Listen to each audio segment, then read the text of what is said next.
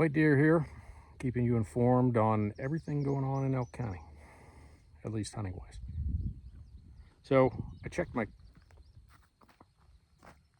videos 1 month ago, basically today, 30 days ago. I planted this plot with purple top radish, and as you can see, we're doing pretty good. Tried to spread it fairly light. I think that the gaps you see here as the radish starts to get bigger will only kind of fill in very nicely. Not really concerned about the gaps we have in the food plot. There is plenty of food here. I've been getting quite a few pictures and videos of deer in here every day and night. No real bucks yet, but I'm thinking that because this isn't producing like a clover plot, it's not really attracting the bucks as of right now. But as you can see, we've got some really good growth right in front of the redneck within shooting range, kind of perfect for what I want to see. Now the next steps I have here, I've got a couple. One, I'd like to try and fertilize this plot probably in the next day or 3. We're supposed to be getting some substantial rain midweek, and I'd like to get some fertilizer down on this so that when it does rain, we'll be getting the good soaking of the fertilizer down into the ground and giving these radishes a little pop, midsummer pop. So still have, it's July 25th here today, and so we still have August, September, probably half of October. So we still have about 60 to 75 days of good growing here, and anticipate we're going to get some really good results out of this plot. Do have a couple spots.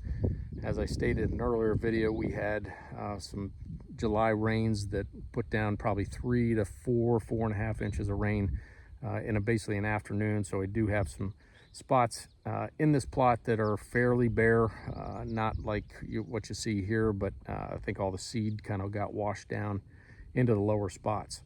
In those areas, what I'd like to try to do is plant some clover seed. So I'm probably going to spread some clover seed probably later, maybe in September, early October, get a good fall planting in so that as the fall rains come, that seed gets impacted into the ground, gets some good seed to soil contact, and comes up very, very heavy next year. So really pleased with this plot, looking good, and I think it's really going to have some great results. So I'll come in here probably a little bit later and mow this down. This is a formula that I've found works really good in a lot of my plots. I'll get an established clover plot, and kind of midsummer, July 25th right now, I'll come through here, lightly seed with some brassicas. Today I've got some purple top radish, lightly seed, and then I'll come back after and mow. What that does is a couple different things. One, seeding prior to mowing enables that seed to kind of get down to the ground a little bit better.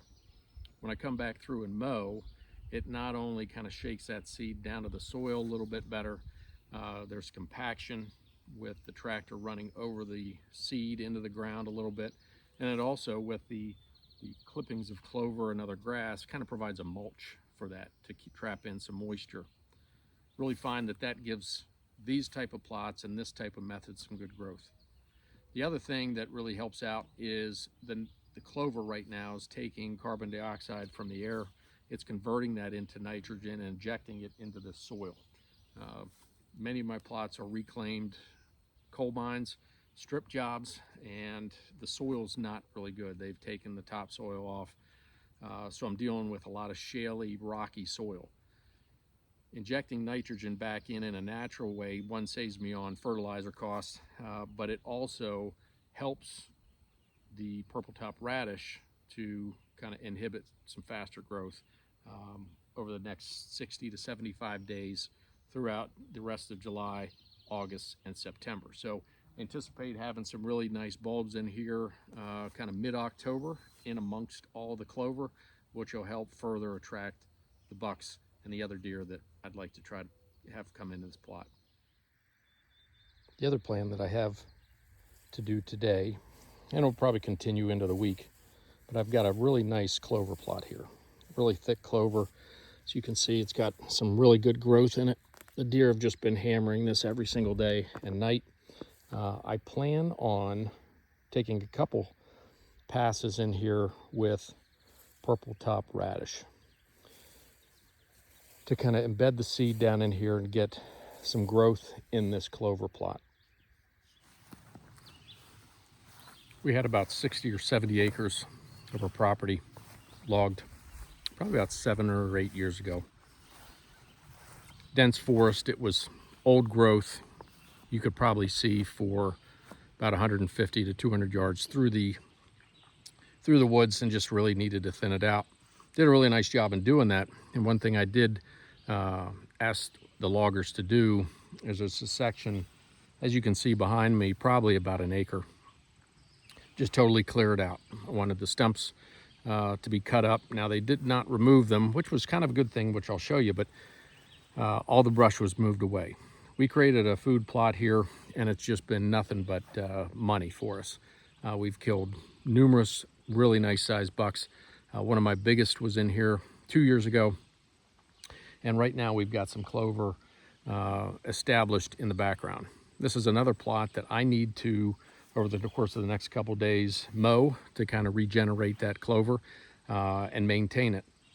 But what I also just did was, again, I spread purple top radish seed, spread it, went over probably 1.5 times in this plot, not too heavy, but just enough, right? So when I mow, again, that seed, when it comes in contact with the soil, will get some good nitrogen from the clover.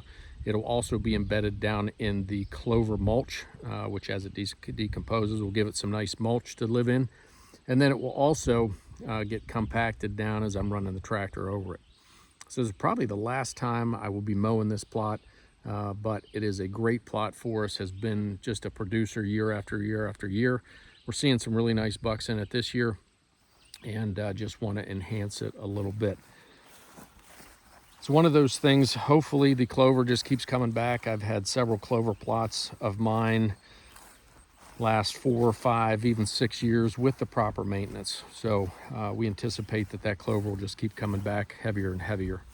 One of the things that we did do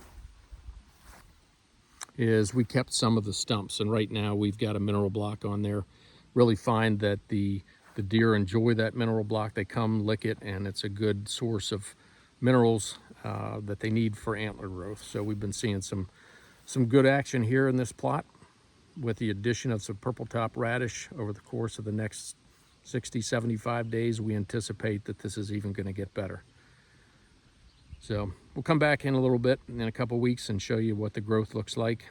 And just that's it for White Deer. I'm the White Deer, reporting about all things deer in Elk County.